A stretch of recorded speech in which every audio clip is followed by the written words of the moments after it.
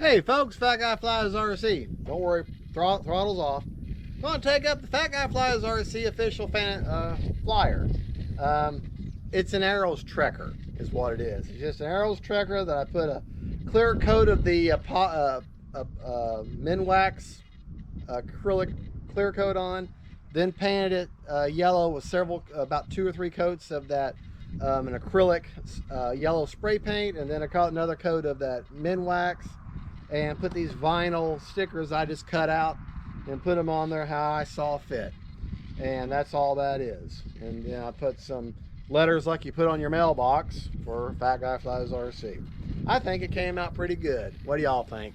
All right, let's take her up and have some fun. It's starting to get a little low light situation here, so I can kind of, last time I flew this plane, I didn't really, feature the lights, so I figured this way I can kind of show the lights off, along with this new cool color scheme. Looks like an evil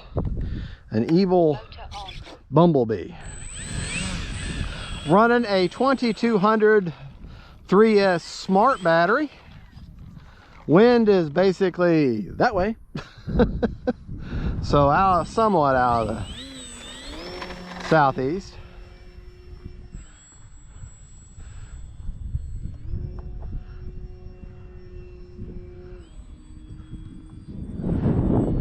I have the plane set up. It's considered a trainer, but I do have her set up for maximum deflection and the maximum amount of performance that you can get out of her by way of the control surfaces. I'm looking coming right at me. You can see them landing lights, nav lights.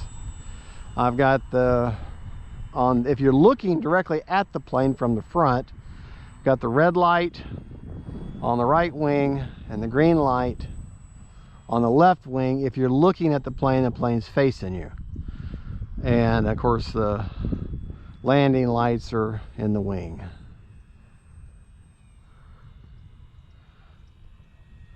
This is a great little plane here. The Trekker is one of those, I guess I'm not gonna land. The Trekker is just one of those missed planes. I mean, time remaining 4 minutes. Just a great plane. Her original color scheme is kind of a white plane with kind of some orange and blue sort of marking. I think it's got blue, or maybe it's just orange. Decals on her.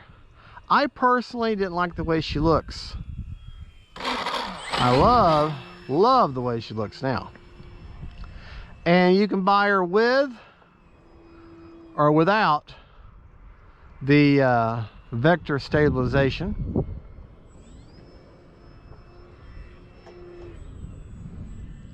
And I think that's a $12, if I remember, I think it's $12 add-on. And it's an after the receiver gyro. I mean, everything goes, actually, I'm sorry, everything goes into the vector and then everything goes into the receiver, or backwards. You know what, I don't even know.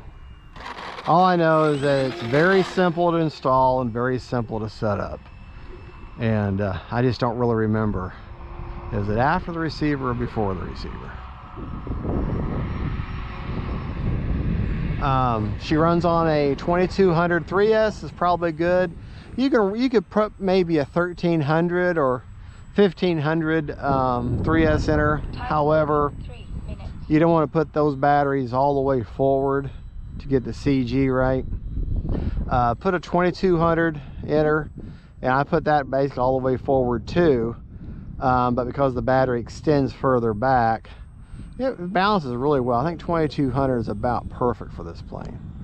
I can get a solid 10 minutes of flying with a 2200, and a very economical battery to have. So now you can get this in the ready to fly version also, and where the vector is already installed for you. You don't have to do anything, just plug it, just bind the receiver. Actually, I think it might already be bound to the receiver or transmitter that comes with it. I don't remember now. We'll touch and go. or you can get in the plug and play version. The ready to fly is, I think, $229, and then the plug and play, which you have to provide your own receiver and transmitter and battery, of course. Yeah, I think that's $179. If you want the Vector, you got to add the $12. And it's very simple to set up. I mean, just follow the instruction. It really is not hard at all. You're not going to mess it up. I tell you what, when this little plane, when she's planted, she's planted. Yeah.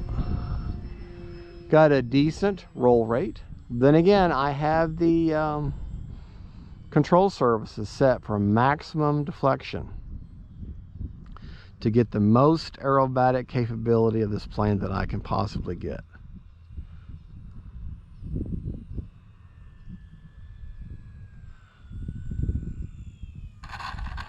All right, let me show you how I keep saying I've got it set for maximum deflection. Let me show you what I mean by that. Motor's off. Okay. Motor's off, so I'm okay to pick up the plane. If you look, it's all yellow, but see my elevator? If you're wanting the most amount of throw or the most amount of movement of a control surface, the control arm that comes out of the control surface itself, you want your clevis, this is your clevis that attaches to it, you want to move it as close to that control surface as you can get. Okay, because that's on that axis, it'll move it the most. And then on the servo arm, you want to move your control rod or push rod, whatever you want to call it, at the furthest point out. That way you have the most movement on the control arm. So you get the most movement on the control arm of the servo, and then this most tight or closest in connection on the arm of the control surface. Right, I always forget labels. What this thing here is, the oh my gosh, I can't think of it. It's on the tip of my tongue. The control surface attachment point. Oh my god, I can't think of what this is. I've been doing a thing for 20 years and I can't remember it. But anyways, you move the connection point as close to it as the control surface as you can get it, and that will give you the most. And that applies to all control surfaces, and that same sort of configuration. Let's put our put our motor back on. Let's get ourselves one more flight here, and because this plane is so light, I only need a few feet of runway. I really don't need much. And I'm going into the wind, so that's going to help. And what I'm going to do, I'm going to see just how quickly I can take this plane off. I'm going to give her full throttle and full up elevator, and let's go. Yeah, whoa, shoot. Well, and that's how you get stupid. Turn around, overcompensated, and then I popped her right in the nose. Did a prop strike. Let's check out and make sure. Here I am trying to show you people how to have fun and do something you're playing, and I do something stupid. But, you know, I think I bent my nose gear then, too. I may have a problem. Yeah, I may have a problem. So, we'll know in just a second when I try to land her. I think I damaged my nose gear. We'll be okay. Yeah. Well, let's just put that, let's call that a training moment and give an example of what not to do. Don't try that stole takeoff again, because that was just too abrupt. Motor off. Okay, let's see if I... Well, Mr. Fat Guy, that was kind of dumb. Okay, all I did... Yeah, this, I just kind of bent it back just a touch. And I can easily bend that back forward, and now she's straight. And let's do that again, but not quite as abruptly. I am going to do full throttle, but not quite so much up elevator. Into the wind still. Yeah. Now that was a smarter takeoff there. And I'm not at risk of bending my nose gear, and I didn't have a prop strike. Okay, just scratch that part of the film. How about that? Well, folks, there you go. That's the Arrows Trekker with examples of what to do and examples of what not to do. So sometimes I get cocky and act stupid.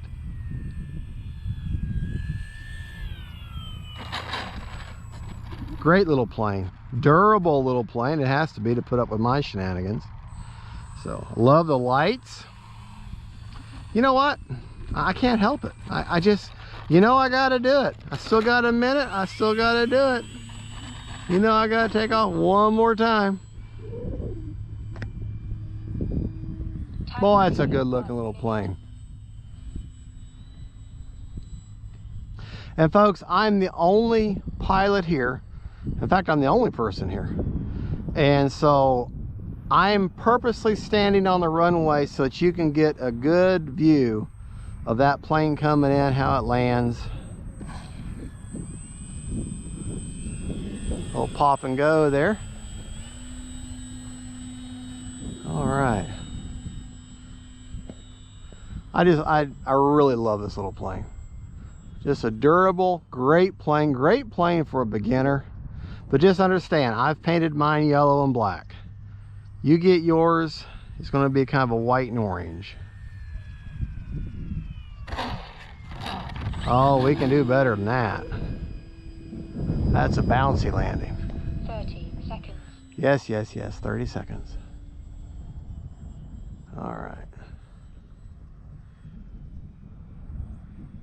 Can do better than that. Remember, landing is all about throttle.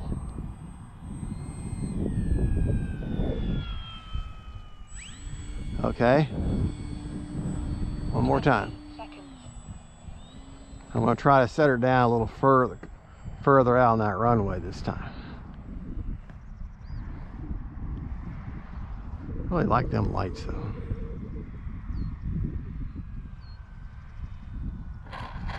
Yeah, there we go. Okay, folks. Enough of my shenanigans. That is the Arrows Trekker. All right. I'm going to put a link for the purchase of this plane. Understand, I've added the lights from a crashed plane. Me crash planes? Yeah, definitely.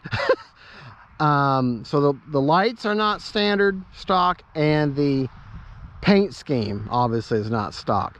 The plane comes kind of an orange and white. It's a great beginner plane, great trainer plane, great little sport plane. I highly recommend her. I'm going to have a link that is an affiliate link. I get a little commission. I ain't gonna lie to you, I get a little commission on the sale of this plane. It's the Arrows Trekker. And whether I got a commission or not, I mean, when I dealt with Hobby Zone, I'm like, hey, I'll review a plane, and I had to pay for that plane like everybody else. You know, I have to pay for it too. But if it's a piece of crap, I'm going to say it's a piece of crap. But if it's a great plane, I'm going to say it's a great plane. And but if I find a plane to be a piece of crap, I'm going to explain why I think it's a piece of crap. Okay? I'm not going to say, hey, it's a piece of crap and give you no information. I'm going to say, here's what I find wrong with it. This plane is not a piece of crap. This plane is a great, solid little plane. It's a great little trainer. Drawbacks on it: I don't like the original paint scheme, obviously, because I changed it. I don't like the fact that it doesn't have lights, but to keep the price point down, you know, they don't have lights. And I think the landing gear is adequate for a trainer, is adequate. But if you look at the main gear, they're kind of starting to bow out. But look at how many bad landings I've had. So eventually they're going to kind of bow a little bit. You just bend them back into place. That's all. That's not a hard fix. Let that take the impact and wear them out. You know, after maybe 100 flights, spend the, I don't know, 15, 20 bucks, whatever it is, to get you another set of landing gear, and take the 3 screws and pop them right and put a new pair in there. Let that take the impact instead of your plane. So and the front nose gear, that just pops in. That literally is a easy thing to work with. Folks, thank you for watching. Don't forget to like and subscribe. And folks, thank you so much for being a subscriber, a viewer, just paying attention to this fat guy. Don't forget, faith, family, and friends, and then planes. And folks, even your customized fat guy flyers. Bye-bye.